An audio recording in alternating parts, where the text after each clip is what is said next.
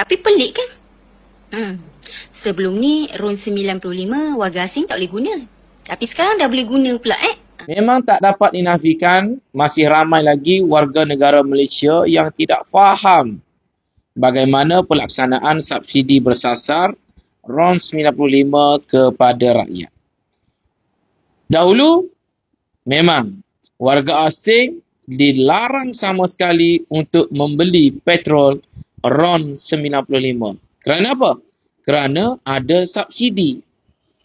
Dia tak boleh guna sebab ada subsidi je. Bila tiada subsidi, nak guna 10 pikul ke 10 tan ke 10 kilo ke 10 liter ke 100 liter, 1000 liter, gunalah. Sebab sudah tiada subsidi. Kerajaan sekarang ini melaksanakan subsidi bersasar. RON 95 tidak lagi diberikan subsidi selagi kita bukan warga negara ataupun tidak memiliki syarat-syarat yang diperlukan. Jadi warga asing tidak boleh menggunakan subsidi lagi. Petrol boleh guna? Boleh guna petrol tapi tiada subsidi. Kerana harga itu dah jadi RM2.60. Jadi kena faham kat situ. Jadi yang salahnya adalah salah guna subsidi. Bukan salah guna minyak.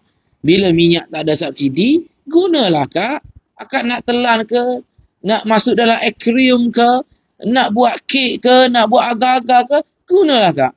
Suruh warga asing tu guna lagi. Sebab sudah tiada subsidi. Susah juga kalau kita kena pajak atak ni. Jenuh nak bagi penerangan.